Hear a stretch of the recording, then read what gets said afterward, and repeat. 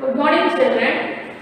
In the last video, we have discussed about aqueous solution, non-aqueous solution, what is meant by saturated solution, what is unsaturated solution, supersaturated solution, and then what is meant by concentrated solution and dilute solution. These things we have discussed in the last video, isn't it? Right.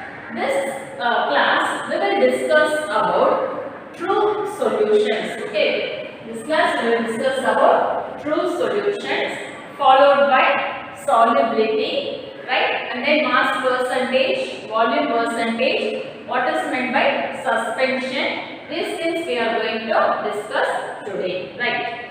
So first of all, we will move to true solution. What is meant by true solution?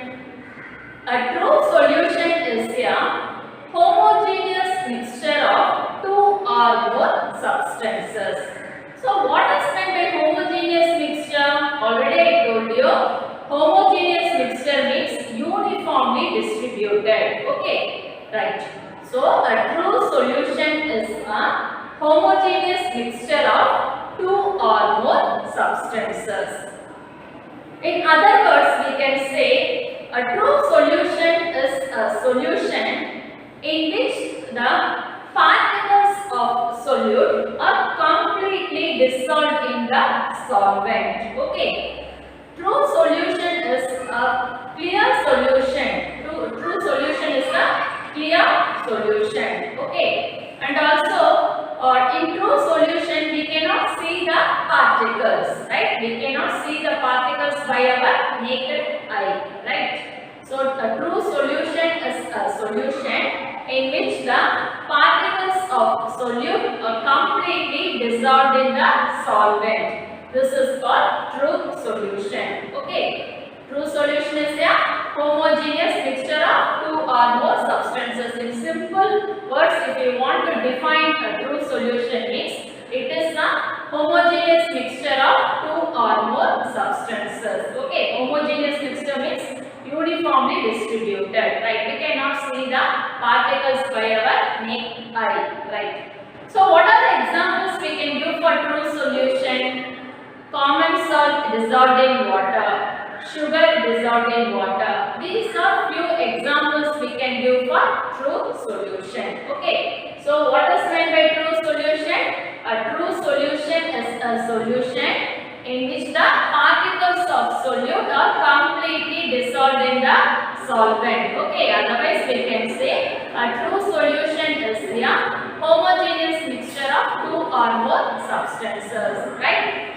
Next we can move to solubility. So what is meant by solubility?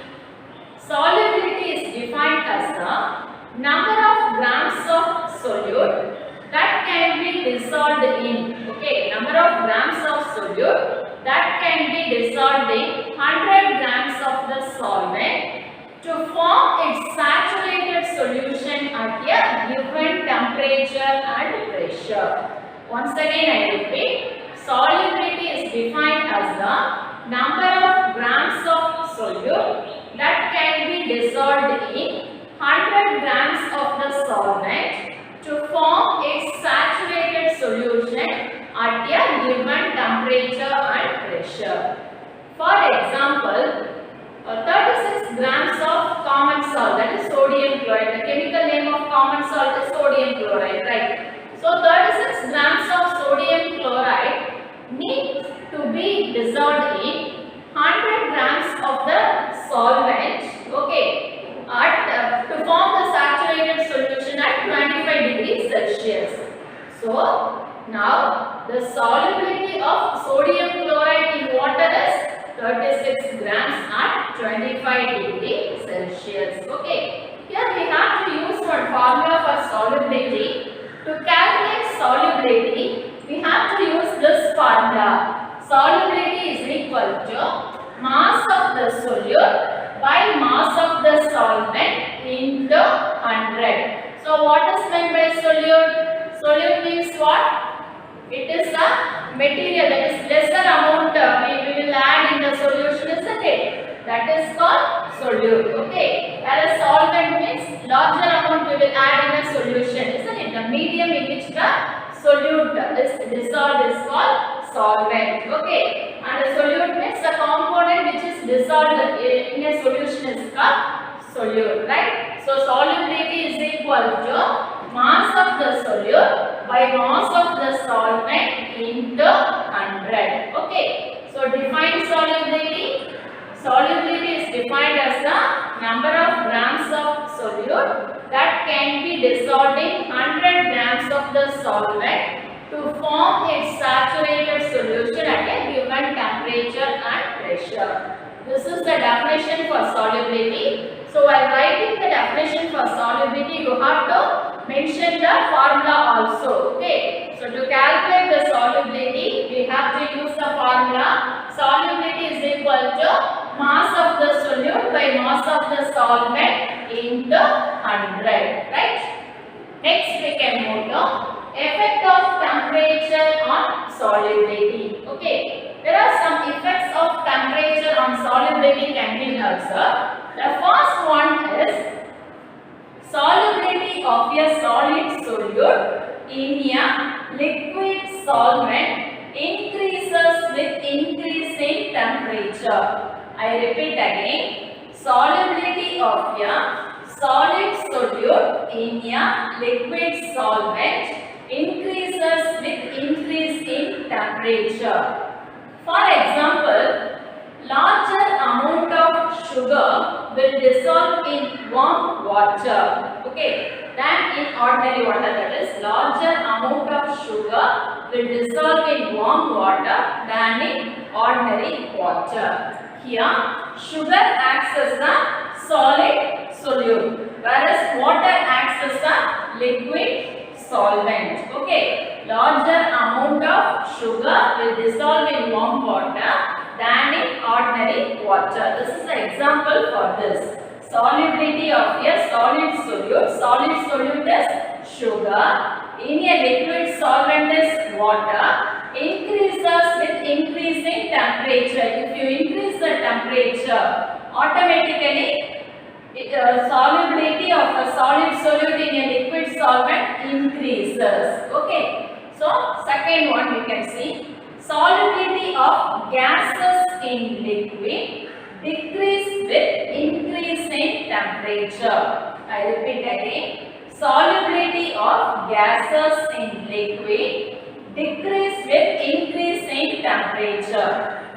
Usually, water contains dissolved oxygen. Okay. Generally, water contains dissolved oxygen. When you boil the water, okay, when you boil the water, when you heat the water, the molecules which is present in the oxygen, okay, the molecules which is present in the oxygen, actually oxygen already I told you, water contains dissolved oxygen, okay. So, when you boil the water, the dissolved oxygen decreases, okay. The molecules of the dissolved oxygen, it gets decreases. Hence, that is why this is the reason the oxygen escapes out in the form of bubbles. Okay, the solubility, once again I tell you, if you boil the water, the solubility of oxygen, okay, the solubility of oxygen in water decreases. That is why oxygen escapes out in the form of bubbles. Okay, so what is the second point? Second point is solubility of gases in liquid decrease with increasing temperature. Usually water contains dissolved oxygen. When the water is boiled, okay, the oxygen, the dissolved oxygen, it actually escapes out in the form of bubbles. Okay, the dissolved oxygen escapes in the form of bubbles. That is why when you heat the water, you will see it will start bubbling. This is the reason. Why? What is the reason? Here, water contains dissolved oxygen. So, this oxygen escapes out in the form of bubbles. Here, the solubility of oxygen in water decreases. That is why oxygen escapes in the form of bubbles. Okay, you should know the reason also. Okay, next the third one. When the pressure is increased, the solubility of a gas in liquid increases. Okay, when the pressure is increased, the solubility of a gas in liquid increases. Example, we can say the aerated drinks, that is carbonated drinks like Pepsi, Coca-Cola, soda water. In Pepsi and Coca-Cola, if you open the Pepsi bottle, you can observe that gas, that is carbon dioxide gas, is dissolved in the liquid form, isn't it? So you will see the gas it's coming out, isn't it? Gas coming out from that bottle, isn't it? This is the reason. So when the pressure is increased, okay, if we increase the pressure, the solubility of gas in liquid increases, right? It comes with this sound, right? Okay, so what is the effect of temperature on solubility? Write about the effect of temperature on solubility means you have to write these points. And next we can move to concentration of solution. What is meant by concentration of solution? Generally, the concentration of solution is mainly based on the amount of solute which is present in the given solution. Okay, so the concentration of solution is defined as the amount of solute present in a given amount of solution, or otherwise we can say solvent. Okay, what is meant by concentration of solution?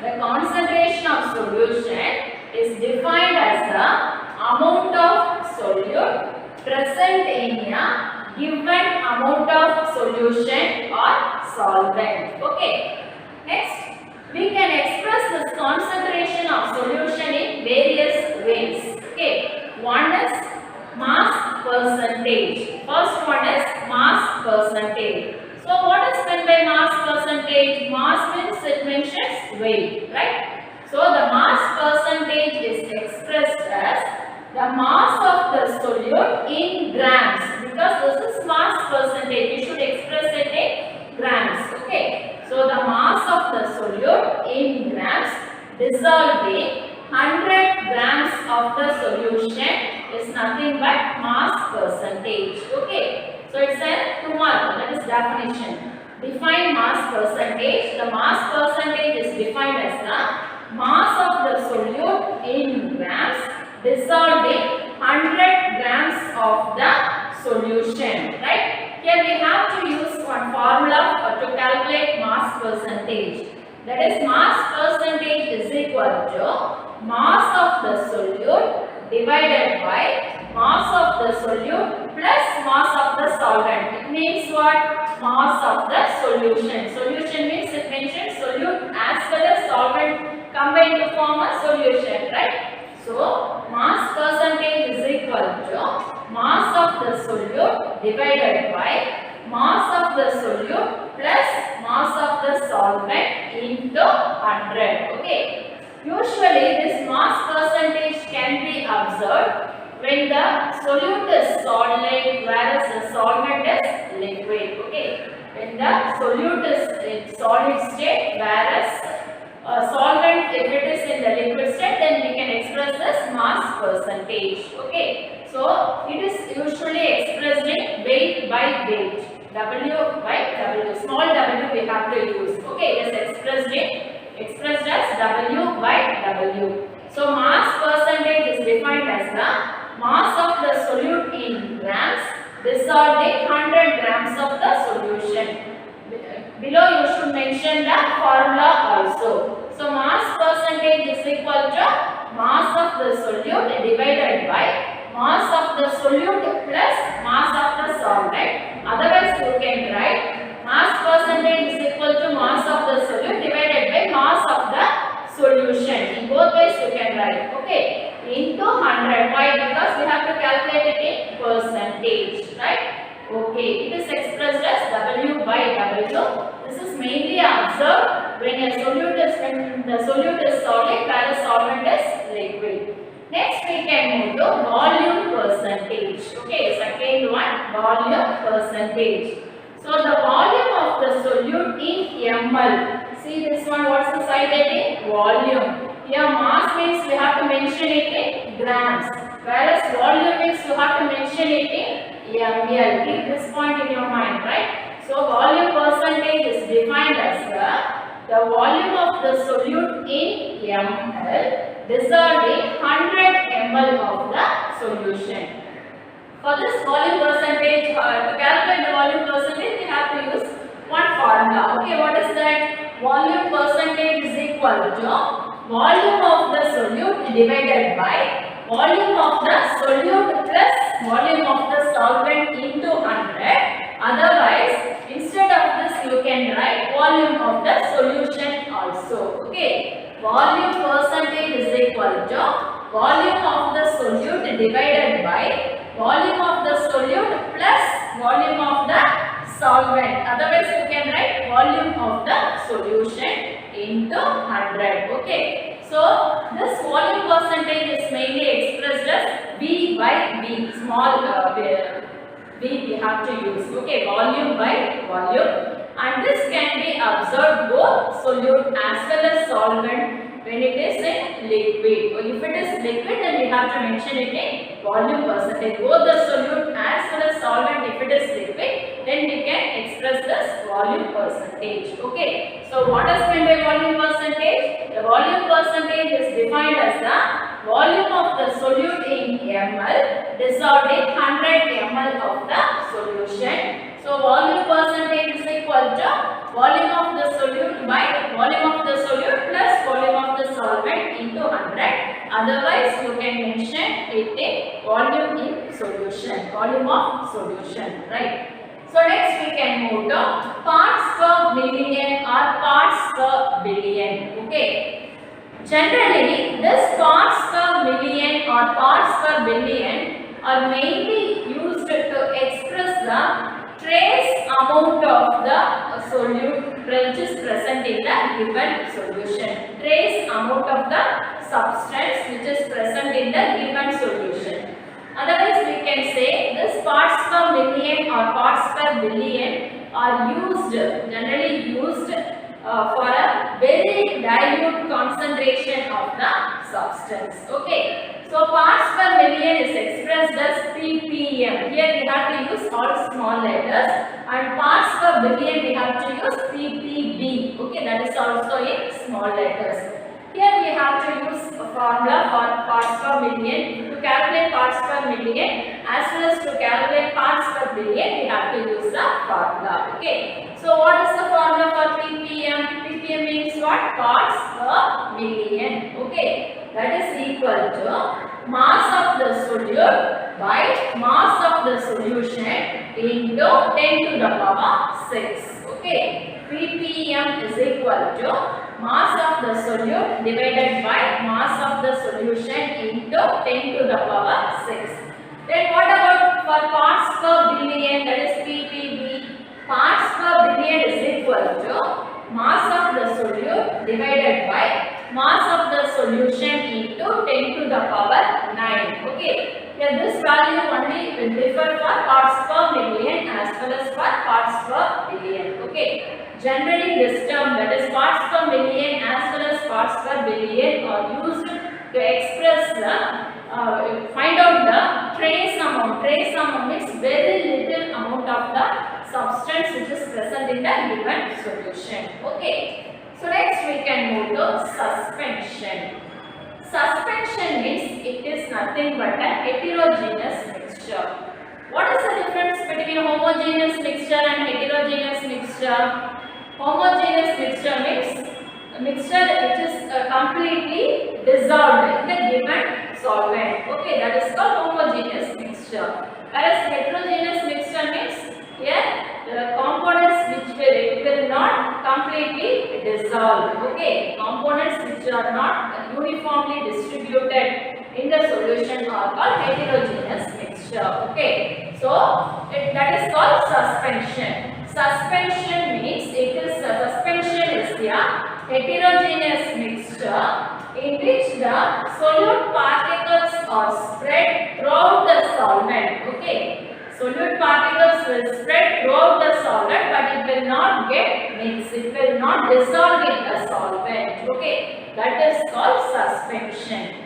Here in suspension, the particle size are very large, that is more than 100 nanometer. So we can easily see the particles, solid particles by our naked eye. Okay, and the suspensions are, it is opaque as well as translucent in nature, and also suspensions are unstable in nature.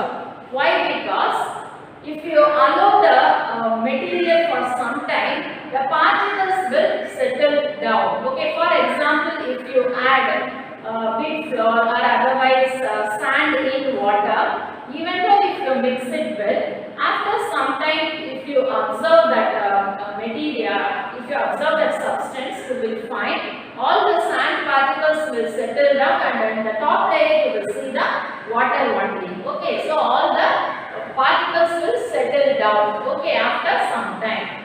So suspensions are unstable in nature, and suspensions are heterogeneous mixture. Okay, in which the solute particles can mix, but it will not completely dissolve it in the particular solvent. Okay, part amount only will mix. So we can see the particles by our naked eye, and the particle size are very large. Okay, and suspensions are unstable in nature. It is not clear. Okay, liquid it will not. That is, the substance will not clear in nature. If you allow it for some time, all the particles will settle down because it is unstable in nature. Right. So what is meant by suspension? Suspension means it is suspension is a heterogeneous mixture in which the solute particles are spread thoroughly. Okay, without solute particles are spread thoroughly in the solvent without dissolving in it. This line is very important. Even though the solute particles are thoroughly mixed, okay, but it will not dissolve in it. Okay, it will not dissolve. So suspension means it is a heterogeneous mixture in which the solute particles are spread thoroughly in the solvent without dissolving in it. Okay, so these are called suspension. Right. What are the things we have discussed today? One is about true solution. Solubility. For solubility, you have to use the formula. To calculate solubility, we have to use this formula. Mass of the solute by mass of the solvent into 100. Next is the effect of temperature on solubility. These points you have to write. Okay. Next, what is meant by concentration of solution? And this concentration of solution can be expressed as mass percentage as well as volume percentage. So how to calculate the mass percentage? Which formula we have to use? We have to use the formula, and also to calculate volume percentage we have to use formula. For mass percentage, the mass of the solute in grams dissolved in 100 grams of the solution.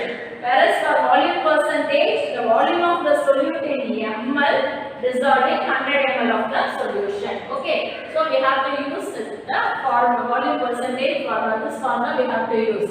Next, parts per million as well as parts per billion. It is mainly used to express find out the trace amount of the given substance which is present in the solution. So we have to use parts per million, as we have to use the formula for ppm as well as for ppb. Next one, suspension. Suspension is a heterogeneous mixture. Okay. Example for suspension, we can do chalk powder mixture in water, wheat flour in water, and then sand in water. Right. So these are some of the examples for suspension. Suspensions are not clear in nature. It is always opaque and always it is translucent in nature, right? And suspensions are unstable, right, children? Okay. So complete the assignment. Go through all the contents what we have discussed today, and finish the assignment and send it to WhatsApp group. The remaining we will see in the next video. Thank you, children. Now activity time. True solution activity we are going to do now. For this activity you need 2 glass tumblers and a spatula for mixing purpose, and you need some sugar and common salt. These things are required, right? First, you have to add some water.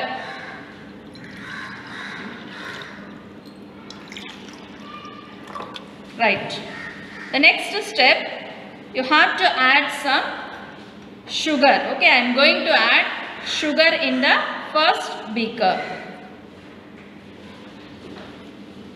Mix it well.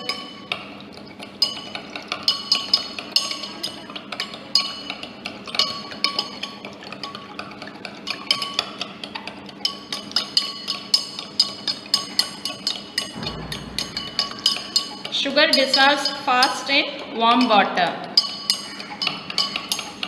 But this is not warm water, that's what it is taking some time. Okay, right. In the second tumbler, I am going to add the common salt. And mix it well.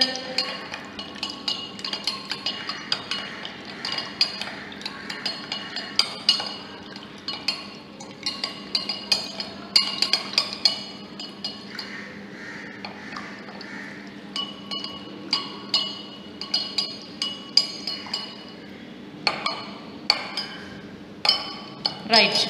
See, in the first glass tumbler, see, all the sugar gets completely dissolved in water, isn't it? So, and in the second beaker, second glass, see, here also the sugar, all the sugar completely gets dissolved in water, right? So, what is meant by true solution now? True solution means it is a homogeneous mixture of two or more substances. Okay, so this solution is a homogeneous mixture now, because you cannot see the sugar particle as well as salt in this water, isn't it? So you cannot observe the particles by your naked eye, because all the particles completely gets dissolved in water, right? So this is called the true solution. So true solution means it is a homogeneous mixture of two or more substances.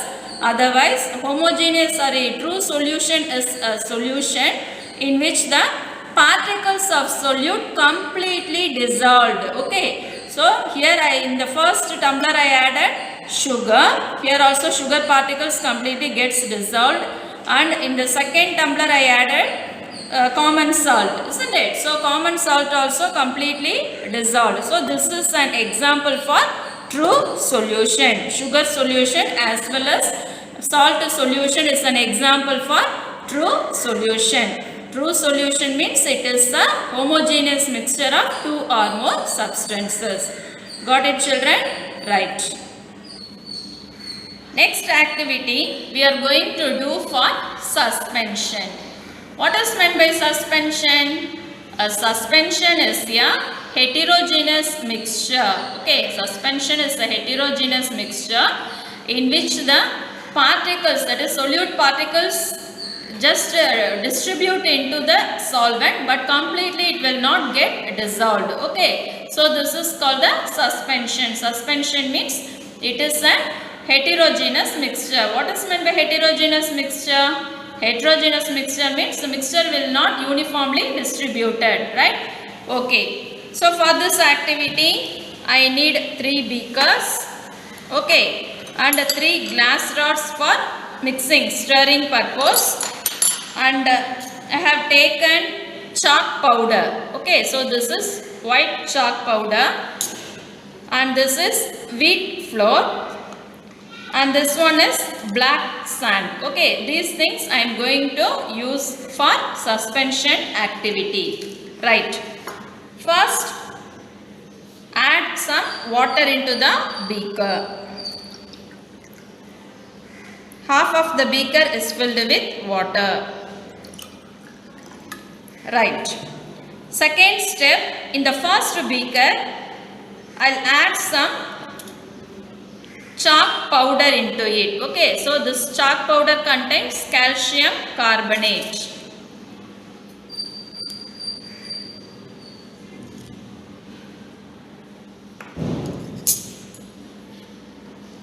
mix with the help of this glass rod.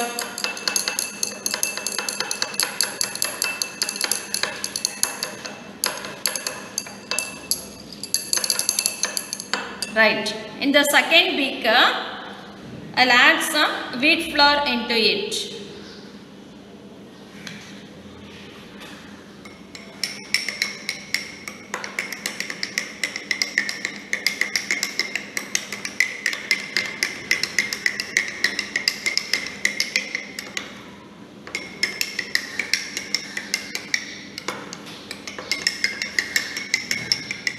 Right. In the third beaker, I'm going to add some black sand into it.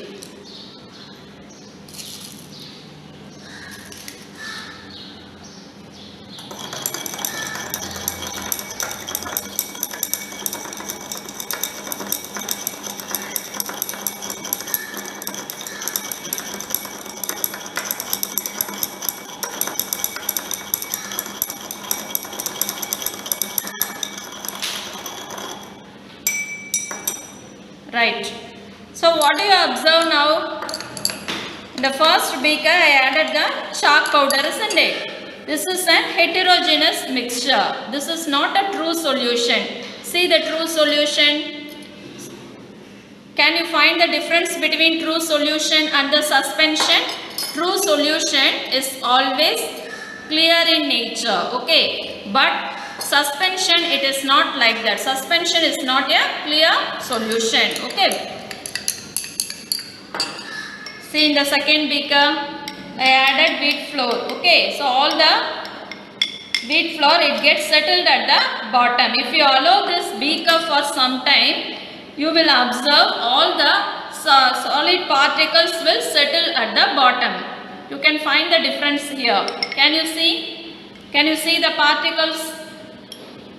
It is settled at the bottom. We can easily see the particles in suspension. Why? Because the particle size of suspension is very large. But at the same time, here in true solution, you cannot find the particles because all the solute particles gets completely dissolved in water. You can see only one solution, only one layer, isn't it? So, true solution is always clear in nature, but suspension it is not like that. Suspension is a heterogeneous mixture. Okay, when you allow this suspension for some time, all the particles, solid particles will get settled at the bottom. Can you see the sand particles settled at the bottom, isn't it? So, here also see the wheat flour, all the particles settled at the bottom. We can see the particles by our naked eye, okay? So, suspension means suspension is a heterogeneous mixture, okay? Here all the solid particles will not completely dissolved in water, but it is uniformly spread, but uniformly it spreads. But at the same time, when you allow this to settle down, you will see all the solid particles settle at the bottom. Okay, after half an hour, if you see, you will see the clear. If you observe, you will see the clear solution at the top, and the particles, solid particles will settle at the bottom. See the particles settled at the bottom. Okay. Here also see the black sand, it settles at the bottom. So this is also the chalk powder. When you allow this, it will take some more time. Okay, after half an hour, if you observe this chalk powder mixture, all the chalk powder gets settled at the bottom, and you can see the solution at the top. Okay, so what is the difference between true solution and suspension? True solution is a homogeneous mixture of two or more substances. Okay. At the same time, suspension is a heterogeneous mixture. Here the particles will not uniformly get distributed into the solvent. Okay. And true solution is a clear solution, but suspension it is not like that. Suspension is not a clear solution. Okay. It is a translucent or otherwise it is opaque in nature. And the particle size of the true solution is very small. You cannot observe the particles in the true solution. At the same time, in suspension you can observe the particles by our naked eye. Okay, no need for this, no need to observe through microscope and all. By our naked eye we can observe the particles, and true solution is clear, but suspension it is not clear in nature, it is opaque, right? So when you allow this material for some time, all the particles will settle at the bottom, hence suspensions are unstable in nature. This point also you should remember, right children? Thank you.